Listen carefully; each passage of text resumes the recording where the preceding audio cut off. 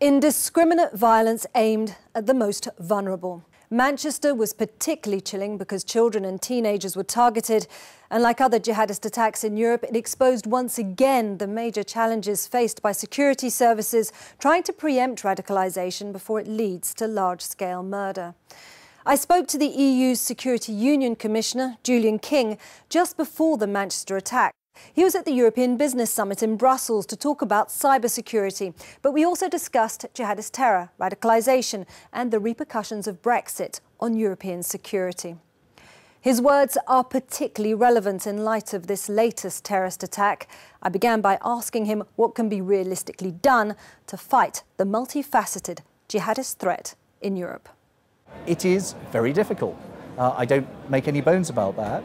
We have done various things over the last 12 or so months to close down the space in which terrorists and others who wish to do us harm can work, and also to reinforce our resilience, to make us a harder target. That work is going to continue, but there will always be a level of risk. We have to be honest, we can't reduce the level of risk to zero.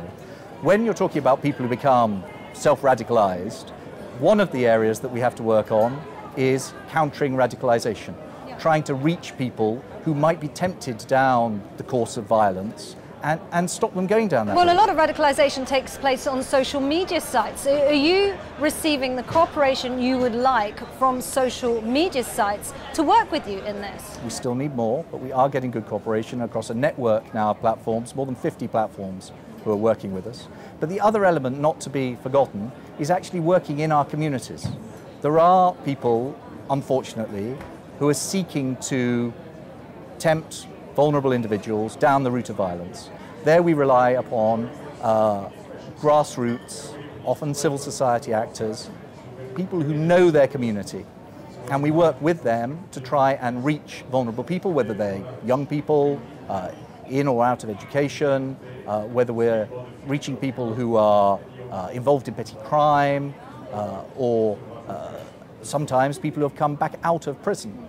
And we get together those grassroots activists from across the European Union to compare notes, share best practice, and frankly just to support each other, because this can be a very lonely struggle in some communities. How are you measuring results from this? It is difficult to measure results. We have a hit rate working with internet service providers. When we spot something or it is flagged, in 8 or 9 cases out of 10, it will be taken down. I'm proud of that, and we're talking about tens of thousands of hits that we've taken down. The problem is that we're talking about hundreds and thousands of items that we need to try and remove. So we have a big challenge of scaling this work up. In the communities, you need to talk to those who are on the front line. If you talk to some of the mayors, some of the heads of some of these civil society programs that we work with, they will tell you that even 1 or 2 or 3 individuals turned away from the temptation to violence makes the effort worthwhile. Border controls? Do we need more border controls? Do we need to get rid of Schengen? Well, as you know, that's not the Commission's aim. The Commission's aim is to get back to a fully functioning Schengen. But in order to do that, we need to have effective controls at our external borders, and we've taken some very important steps on that in the recent past. But isn't it incredible we're talking about this still today? It feels like I've been having this discussion now for many years when it comes to these cross-border ties, not allowing criminals to jump through borders, that police forces can't follow through. It is hard work sometimes, but we have made important progress. If you take the question of information sharing, there are still occasionally problems. They usually come to light in the context of horrible sets of circumstances, but last year, the Schengen Information System, our core information system for sharing law enforcement information across the European Union, was used 4 billion times. The amount of information that was shared in it by EU member states went up 40% in a year. So the commitment of member states to cooperate effectively, including through sharing information, is significant and increasing. The cyber attacks earlier this month shuddered across the world and showed really how exposed we are.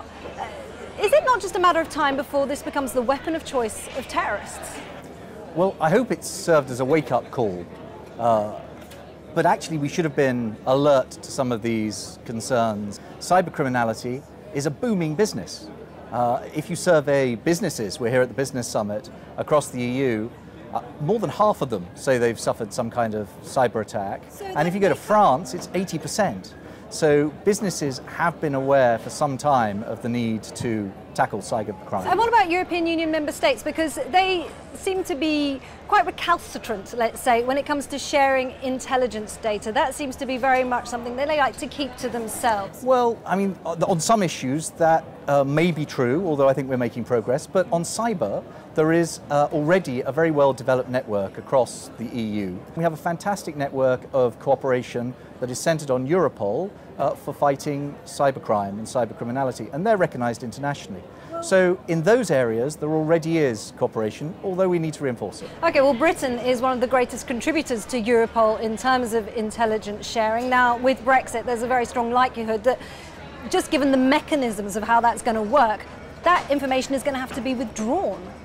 But in this area of security, I think we all know, certainly on the EU side, and when you listen to Prime Minister May, I think on the UK side, that we're better off tackling these threats together, whether that's terrorism, cyber, or serious and organised crime. But it's been used as a bargaining chip. No, I don't think it's been used as a bargaining chip. If the UK side say, as they have in the past, that they want to pursue cooperation in this area, law enforcement and counter-terrorism, then on the EU side, we'll be ready to respond to that. If we look at the whole Brexit situation, and if there is no deal that is struck, which is a possibility, what impact will that have on security?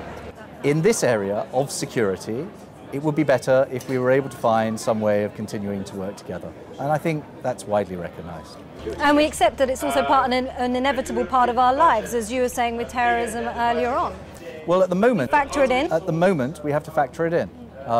I'm not sure we'll ever be able to completely eliminate cybercriminality, because it is part of modern society that we have so much interaction with technology.